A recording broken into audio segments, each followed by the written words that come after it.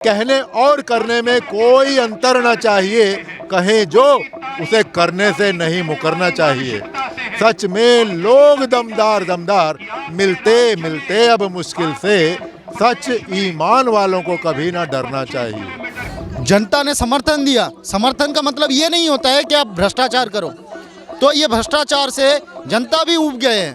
दिल्ली का जनता कहीं ना कहीं इंटेलेक्चुअल जनता होता है, दिल्ली की जनता पढ़े लिखे जनता होता है, दिल्ली की जनता कोई ऐसे अनपढ़ जनता है नहीं। तो दिल्ली की जनता हर एक चीज़ को समझते हैं। तो इसीलिए दिल्ली की जनता ये ठाना है कि अभी केजरीवाल को पूरी तरह मिटाना है। ये भ्रष्टाचार को देखते देखते दिल्ली की जनता परेशान हो गए हैं। दिल्ली की जनता को मैं यही कहूँगा कि समय आ गया है। आपको जिस तरीके से कांग्रेस को ख़त्म किया था, केजरीवाल को भी ख़त्म करिए, जिससे एक अच्छी राजनीति, अच्छे युवा आएंगे, देश को संभालेंगे, देश की समृद्धि और विकास का मार्ग तय करेंगे। कि चेहरे चलन को पढ़ना सीखिए, नस्ल पहचान जाएंगे। चेहरे चलन को पढ़ना सीखिए, सीखिए, नस्ल पहचान जाएंगे। दिखेंगी वो निशानियां तुमको कि रब को मान जाएंगे।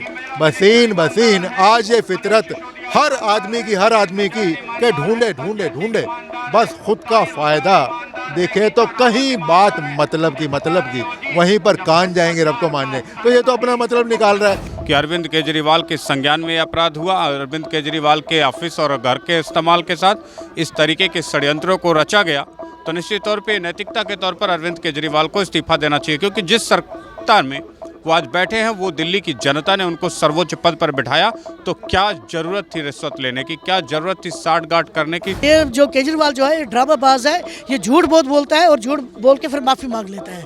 अगर केजरीवाल जी ये न्यूज़ देखेंगे तो वो मेरा चेहरा पहचान लेंगे। मैं प्रीति टांग बात कर रही हूँ और मैंने जिस टाइम विधानसभा के चुनाव थे, मैंने स्वयं केजरीवाल जी को जाकर बोला था कि दिल्ली में आपकी सरकार आने वाली है, आप जीत की तैयारी करो। और अब मैं ये कहना चाह रही हूँ कि हर बार जनता को बेवकूफ़ नहीं बना सकते आप। हर बार जनता को एक लॉलीपॉप दे करके अगर आप चाहते हो कि जनता बैठ जाएगी, तो देखो हर बारी बेवकूफ़ नहीं बन सकती। दिल्ली के लोगों से कहना चाहती हूँ कि अगर आपको दिल्ली को सुधारना है, अगर दिल्ली में आपको ये भ्रष्टाचार खत्म करना है, दिल्ली को गंदगी से बाहर निकालना है, तो आपको मोदी जी को पीएम बनाना पड़ेगा। जितना लीचड़ आदमी है उतना ही लीचड़ हम बन सकते हैं। दिल्ली के जनता अगर ये सोचना चाहिए उनको, दिल्ली के जनता अगर 2011 में उनका उनका जो भोले भाले चेहरे पे बहक के उनको अगर गद्दी पे ला सकता है, तो उनको गद्दी से गिरा भी सकता है। जिस गधे के हाथ में अभी सरकार चले गए हैं, देखिए एक कहावत है, बंदरों के हाथ में कार और पाप पार्टी जैसे गधों के हाथ में अगर सरकार चल जाए, या नालायों के हाथ जैसे, इन पाप पार्टी जैसे नालायों के हाथ में अगर सरकार चले जाए, तो दोनों का परिणाम एक जैसा ही होगा। बंदर कार लेके निकलते ही कार एक्सीडेंट। तो ऐसे ही दिल्ली के भोली भाली जनता ने इनको बिठा के जो अपने जो गलती की है दिल्ली की जनता ने, आज वो भुगत रहा है। इसीलिए दिल्ली के हर एक जनता आज सड़क पे उतरना चाहती है और हम ये इस मुहिम का शुरुआत करते हैं। और आने वाले समय पे हम चेतावनी भी देते हैं कि केजरीवाल अगर सीधे रास्ते से घी ना निकलता है, तो हम उंगली टेढ़ा करने भी जानते हैं। हम और भी बड़े पैमाने पे ये आंदोलन को लेके जाएंगे, केजरीवाल को गद्दी छोड़ने के लिए मजबूर करेंगे।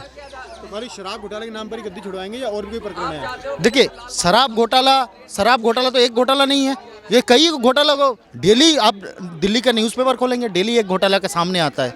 जितना इन्होंने दिल्ली मॉडल करके लोगों को, देखिए एक कहावत ये भी है कि अगर एक झूठ को आप 25 बार दोहरा दो तो लोगों को सच लगने लगता है।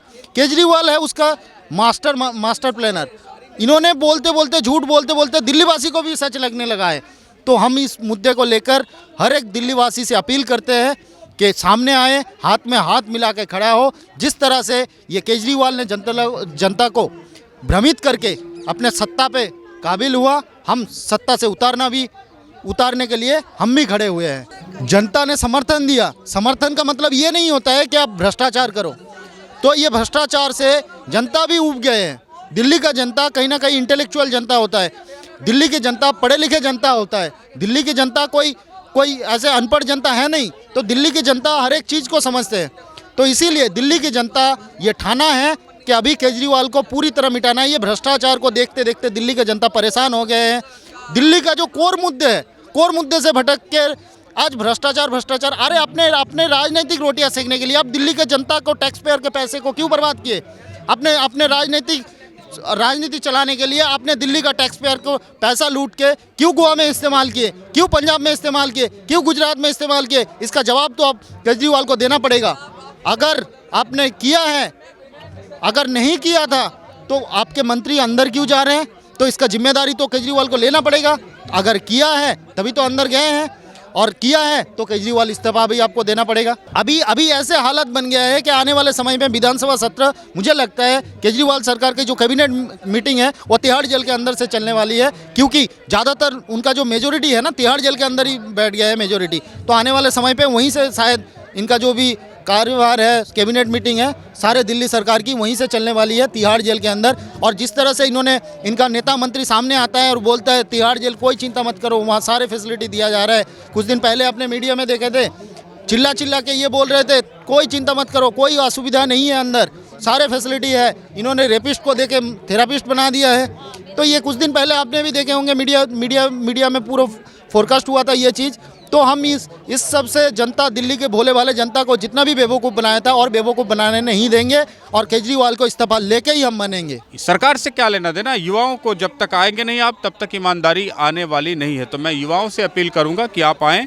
आपके राज्य में, आपके देश में अभी भी 85% लूट मची हुई है। 100 रुपये में से 15 रुपये ही विकास में लग रहा है, 85 रुपये आपके नेता और मंत्री और डिपार्टमेंट्स लेके लूट रहे हैं, और ये बिल वाले घोटाले से आपको बाज आना है। दूसरी चीज़, जो उसके अंडर में है उसका क्या बिगाड़ रहे हैं? वो जस्टिस है आपके अंडर में, जुडिशरी आपके अंडर में है, क्या बिगाड़ रहे हैं आप उसका? क्या बनाया आपने? 18,000 बेटियों को न्याय देने का अगर मुख्यमंत्री के पास कोई साधन नहीं तो छोड़ के चले जाना चाहिए। वाईफाई देने की बात की थी, आजकल वाईफाई बंद पड़ा हुआ है उनका। जब देश के हर मोबाइल में फ्री वाईफाई चल रहा है तो क्या ज़रूरत थी इस तरीके के बजट अलॉटमेंट की और करोड़ों रुपए दिल्ली का बर्बाद करने की? ऐसे बेवकूफ़ों से मैं पूछूंगा, जमाना 4G 5G का हो, वहाँ पर आप वाईफाई बांट करके क्या कर रहे थे आप बच्चों को अश्लील वीडियो देखने का एक सुनहरा मौका दे रहे थे। जो बचे खुची बच्चे पड़ोसी गली मोहल्ले में बचे हैं, उनका भी आप चीरहरण करके 18,000 बेटियों का रेप आपके कार्यकाल में हो गया। इससे बड़ा अचीवमेंट केजरीवाल के लिए क्या हो सकता है? केजरीवाल के पास नैतिकता नाम की कोई चीज़ नहीं है। नैतिकता के आधार पर केजरीवाल इस्तीफा नहीं देंगे। ये लात घूसों के अब देवता बन गए हैं, इसी के आधार होगा तभी ये शायद इस्तीफा दें, क्योंकि नैतिकता तो कब की अपने आसमान छू रही थी। जब आपका स्वास्थ्य मंत्री रिश्वत लेते हुए पकड़ा गया, जब आपके स्वास्थ्य मंत्री पर सुकेश ने लगाया 100 करोड़ की उगाही का प्रोटेक्शन मनी का, तब आपकी नैतिकता नहीं थी। जब शराब माफियाओं के साथ मिलकर के आपने एक पर एक बेच डाला, तब आपके पास नैतिकता नहीं थी। जब ताहिर हुसैन आपका पार्षद दंगाइयों में लिप्त रहा और आपका सांसद संजय सिंह उसको बधाई देता रहा, उसकी सुरक्षा का कवच बन के काम करता रहा, जैसे आज संजय सिंह बोल रहा है मनीष सिसोदिया के बारे में, सत्येंद्र जैन के बारे में, वो ताहिर हुसैन के बारे में ऐसा बोल रहा था, तब नैतिकता का पतन नहीं हुआ। आपकी पार्षद रंगे हाथों पकड़ी गई, तब आपके नैतिकता का पतन नहीं हुआ। तो मुझे नहीं लगता कि नैतिकता के पतन वाली कोई बात है जो अब केजरीवाल में बची। अब तो जनता सड़कों पर उतरेगी तभी केजरीवाल जाएंगे, इससे पहले जाने वाले नहीं। शिक्षा मंत्री को शराब मंत्रालय लेने की ज़रूरत क्या पड़ी, मैं यही नहीं समझ पा रहा हूँ। और फिर इतना बजट इस्तेमाल करने के बाद, तो 5 लाख की चीज़ 20 लाख में बनाने के बाद भी अगर पैसा आपके पास कम पड़ गया इलेक्शन लड़ने के लिए, तो मैं समझता हूँ पूरी दिल्ली भी बेच देंगे तो पैसा कम ही पड़ेगा। दिल्ली की जनता को मैं यही कहूँगा कि समय आ गया है। आपको जिस तरीके से कांग्रेस को ख़त्म किया था, केजरीवाल को भी ख़त्म करिए, जिससे एक अच्छी राजनीति, अच्छे युवा आएंगे, देश को संभालेंगे, देश की समृद्धि और विकास का मार्ग तय करेंगे। जाहिर सी बात है कि अरविंद केजरीवाल की जानकारी में ये सारा षड्यंत्र रचा जा रहा था। उनके घर पर, उनके ऑफिस का इस्तेमाल भी हो रहा था इस सब परियोजनाओं के लिए। तो भ्रष्टाचार निरोधक अधिनियम के तहत अगर आप उसकी जानकारी रखते हैं, आपके संज्ञान में अपराध बढ़ रहा हो, अपराध की साजिशें रची जा रही हो, तो निश्चित तौर पर आप भी अपराधी माने जाएंगे। और सबूतों को मिटाने में भी इनका पूरा भरपूर रोल रहा है। तो इस तरीके से मैं कहता हूं कि अरविंद केजरीवाल के संज्ञान में अपराध हुआ। अरविंद केजरीवाल के ऑफिस और घर के इस्तेमाल के साथ इस तरीके के षड्यंत्रों को रचा गया, तो निश्चित तौर पे नैतिकता के तौर पर अरविंद केजरीवाल को इस्तीफा देना चाहिए। कहने और करने में कोई अंतर ना चाहिए, कहें जो उसे करने से नहीं मुकरना चाहिए। सच में लोग दमदार मिलते मिलते अब मुश्किल से, सच ईमान वालों को कभी ना डरना चाहिए। दिल्ली की जनता को यही कहना चाहूँगा कि भैया ईमानदार लोगों को आगे बढ़ाओ जिनके असूल अच्छे हैं, जो विकास करना चाहते हैं। देखो आदमी के अंदर, झांक के देखो उसके अंदर। कहते हैं, मैं एक शेर है मेरा कि चेहरे चलन को पढ़ना सीखिए, नस्ल पहचान जाएंगे। चेहरे चलन को पढ़ना सीखिए, सीखिए, नस्ल पहचान जाएंगे। दिखेंगी वो निशानियां तुमको कि रब को मान जाएंगे। बसीन आज ये फितरत हर आदमी की कि ढूंढे बस खुद का फायदा देखे तो कहीं बात मतलब की वहीं पर कान जाएंगे, रब को मानने। तो ये तो अपना मतलब निकाल रहा है और जनता को भी अब समझ आने लगा है मेरी जान। तो यही मैसेज दूंगा, जागरूक हो और एक ही उसी को वोट दो। आ गया, इलेक्शन आ गया, 2024 का इलेक्शन आ गया। अब ये सोचता कि मुझे लोग वोट डालेंगे नहीं, काम किया नहीं है, विकास किया नहीं है दिल्ली के अंदर। बोला कि मुझे गवर्नमेंट नहीं करने देती है, सेंटर में जो बैठे हैं वो नहीं करने देते। जब कोई अच्छा कोई काम करता है उसको कोई रुका सकता है? अगर इनका मन होता है अच्छा काम करने के लिए, कोई रुका सकता है? किसी की ताकत है? उस आदमी का आवाम साथ देती है जो अच्छा काम करता है। अब केजरीवाल जो ड्रामा कर रहे हैं, जो झूठ बोल रहे हैं, अब कश्मीर के अंदर भी एक पार्टी अब अपनी लेके आ रहे हैं, तो कैसे कि इसकी पार्टी वहाँ कामयाब हो जाएगी? ये कश्मीर में भी इनके वर्कर हैं वहाँ पे। मैं सब कश्मीर के लोगों से अपील करती हूँ कि ये जो केजरीवाल जो है ड्रामाबाज है, ये झूठ बहुत बोलता है और झूठ बोल के फिर माफ़ी मांग लेता है। बाबा कौन सी बात है, अगर हम 5 रुपये किराया दे देंगे हमें कौन सा परेशानी हो जाएगी? मसला तो ज़िंदगी का है ना, यूथ की ज़िंदगी का मसला है ना। जब यूथ को हम ख़त्म कर देंगे शराब के नशे से, हम यूथ का सोचना है ना। फ्री बस में तो हम किराया भी दे सकते हैं। गरीब आज गरीब की जितना भी कोई गरीब है उसके पास भी तो 5 रुपये जेब में होते ही है। किराया इतना 70 साल हम किराया देते आए, अभी नहीं दे सकते। देखो ये कोई काम अच्छा किया उसका मतलब नहीं है कि केजरीवाल ने सब कुछ अच्छा कर दिया। सबसे बुरा काम जो इस टाइम केजरीवाल जो कर रहे हैं, केजरीवाल को चाहिए इस्तीफा देना। अगर केजरीवाल जी ये न्यूज़ देखेंगे तो वो मेरा चेहरा पहचान लेंगे। मैं प्रीति टांग बात कर रही हूँ और मैंने जिस टाइम विधानसभा के चुनाव थे, मैंने स्वयं केजरीवाल जी को जाकर बोला था कि दिल्ली में आपकी सरकार आने वाली है, आप जीत की तैयारी करो। और अब मैं ये कहना चाह रही हूँ कि हर बार जनता को बेवकूफ़ नहीं बना सकते आप। हर बार जनता को एक लॉलीपॉप दे करके अगर आप चाहते हो कि जनता बैठ जाएगी, तो देखो हर बारी बेवकूफ़ नहीं बन सकती। और सबसे बड़ी बात, आपने जो झाड़ू का सिंबल लिया है, झाड़ू का सिंबल जो है एक सफाई कर्मचारी का है ना। तो जो सिंबल आपने लिया है, कम से कम मैं आपसे सिर्फ इतना ही कहना चाहूँगी, उस सिंबल की तो आप कम से कम कदर करो ना। वो हर कर्मचारी, आज आप दिल्ली के किसी भी कोने में चले जाओ, आप दिल्ली सफाई कर्मचारी की जो हालत है, कर्मचारियों की, महिलाएं गाड़ी के पीछे छुप करके शौच करती है। सुबह 6 बजे ड्यूटी पे महिलाओं को बुला दिया जाता है, जो कि सुबह उठ करके अर्ली मॉर्निंग अपने सारे काम करके अपनी ड्यूटी पे पहुंचती है। 6 बजे हाजिरी लगाती है और 2:30 बजे जब उसकी हाजिरी छूटती है तो वो बेचारी जगह ढूंढती है कि मैं कहाँ शौच जाऊँ। और जितने भी शौचालय बनाए हुए हैं उन पे सब पे ताला लगा होता है। मंदिर में वो महिला नहीं जा सकती क्योंकि वो बाल्मीक समाज से है, वो झाड़ू वाली है। तो इन लोगों के बारे में क्यों नहीं सोचा जाता? और जो इनके लिए आप लोगों ने जगह बनाई होती है, उनको आप लोग अपने पर्सनल स्टोर बना देते हैं। वहाँ पर इन लोगों के दरोगा और इनके अफसर बैठते हैं, तो वो महिला कहाँ जाएगी?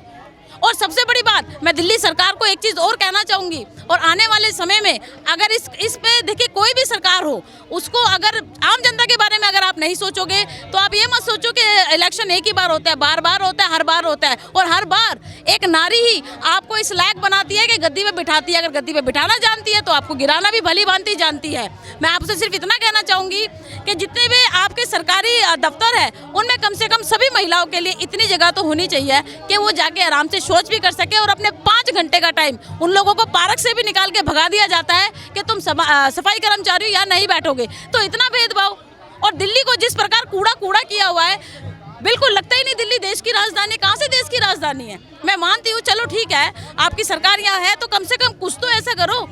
दिल्ली को अगर देश की राजधानी तो उसको देश की राजधानी की तरह होना चाहिए। और मैं बार बार एक ही बात कहूँगी, अगर महिला के बारे में आप लोगों ने नहीं सोचा, उनको नहीं कोई ऐसा रोजगार या नहीं उनकी सुरक्षा के बारे में सोचा, तो सीट पे बैठने का बिल्कुल भी आपको अधिकार नहीं है। आप बिल्कुल इस्तीफा दो। आप देख रहे हैं नेट्रिक न्यूज, साहस सच कहने का।